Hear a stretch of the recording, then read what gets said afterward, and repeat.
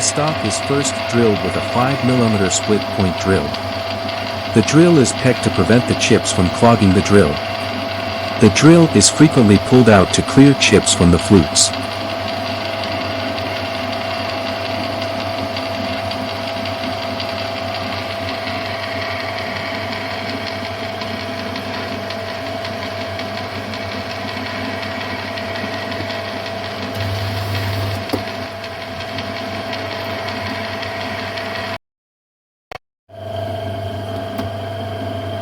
Progressively larger drills are used to hog out the bore.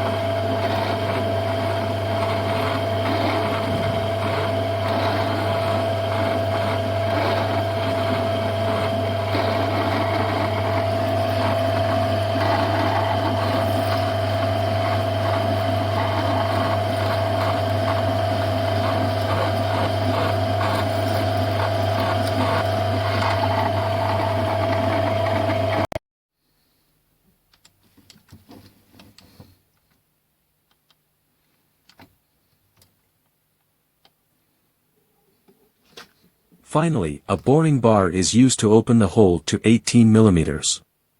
Since the hole is blind, the auto carriage stop is set to stop just before the end of the bore.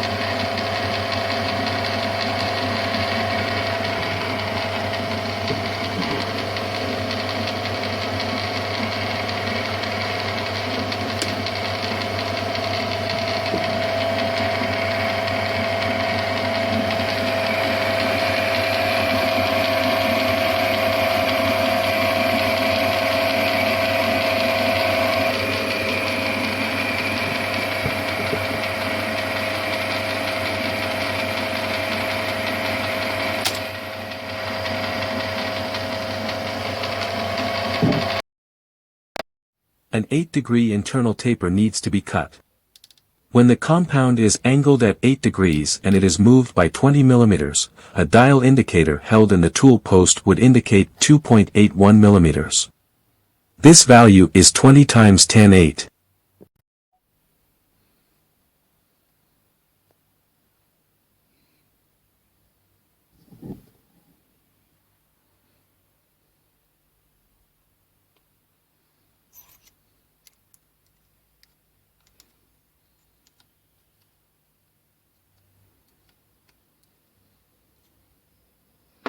The compound is angled at 8 degrees using its protractor.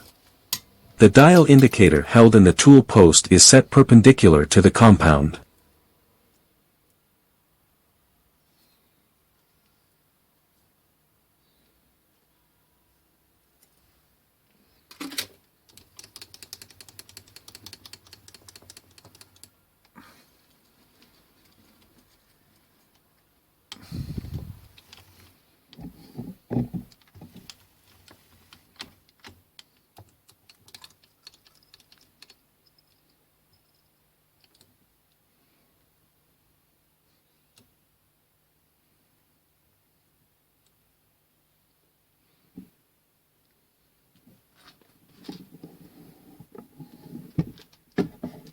Here is the setup.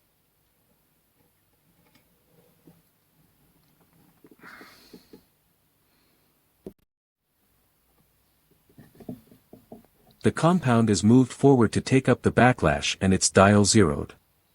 The dial indicator is also set to 0. The compound is moved by 20 mm and the dial indicator should read 2.81. If not, the compound is loosened and angled till this reading is achieved. And let the boring begin.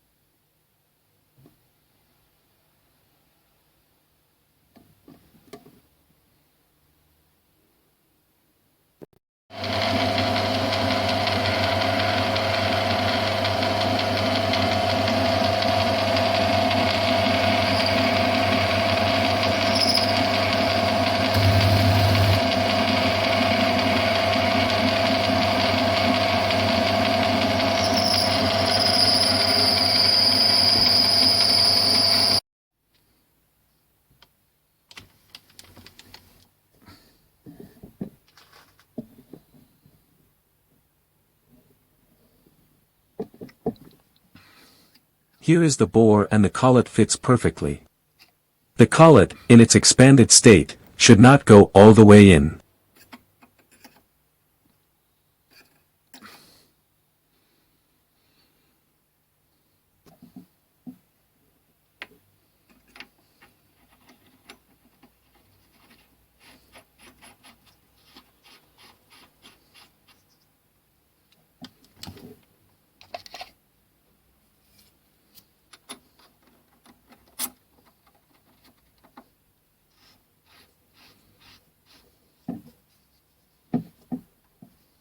Here is my DIY ER25 wrench. It fits snugly over the nut. So far it is looking good.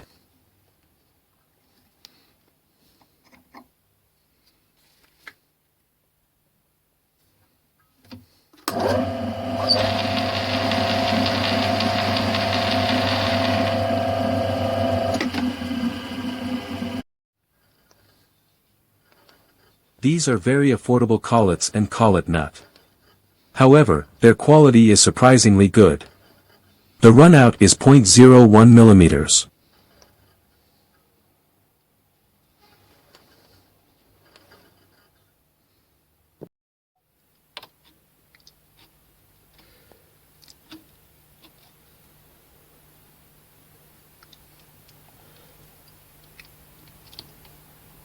The chuck body was cut off. A shoulder needs to be machined where it shall register on a flange. Here I am checking that the part is properly held. The DTI holder has a magnetic base that can be attached to the tool post. Looks good, now let's face it.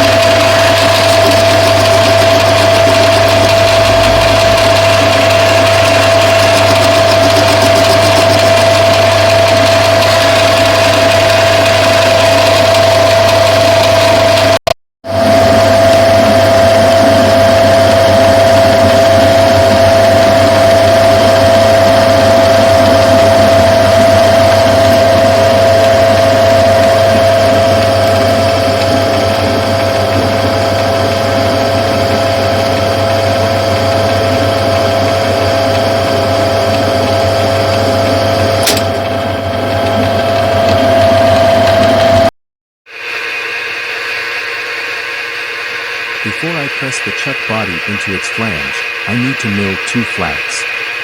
These flats shall allow me to hold the chuck with a wrench to loosen or tighten it.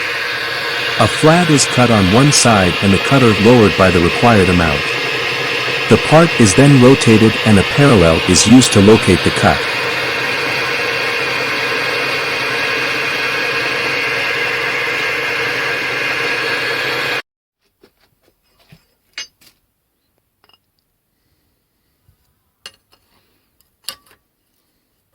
The wrench fits nicely.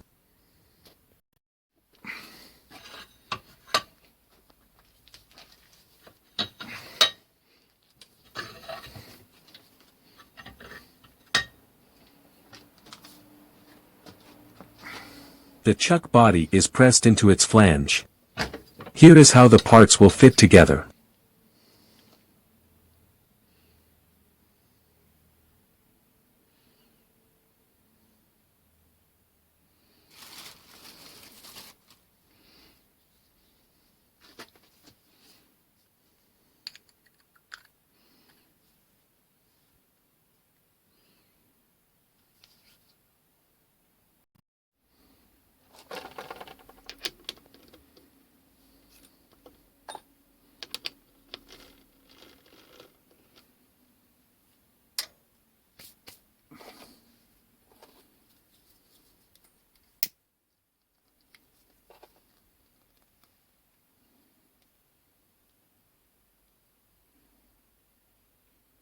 two keys need to be fitted at the chuck and flange interface. Since the holes are blind, I first fill the holes with molten wax. I shall use a normal tap which has a male end. So I have to use a female spring center. Rebar does give a great grip.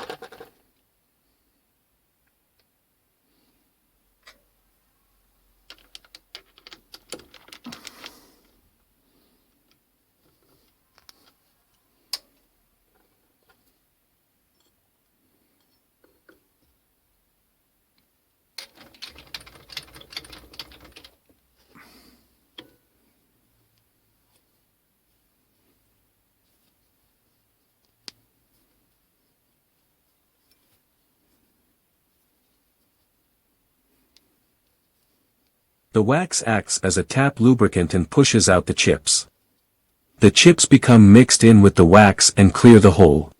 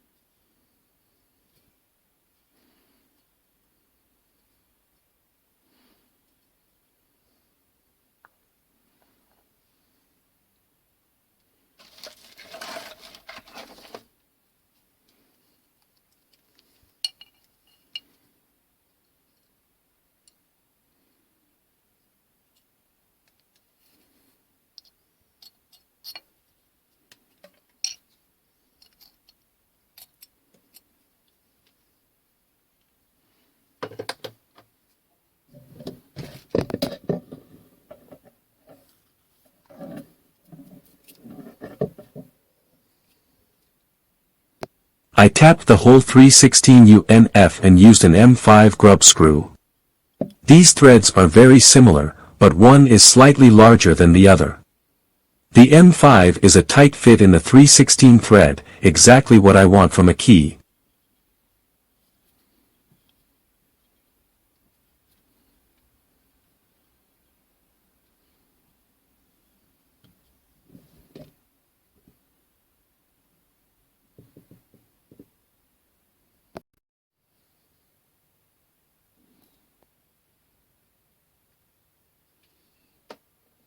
A little thread locker and they are married for life.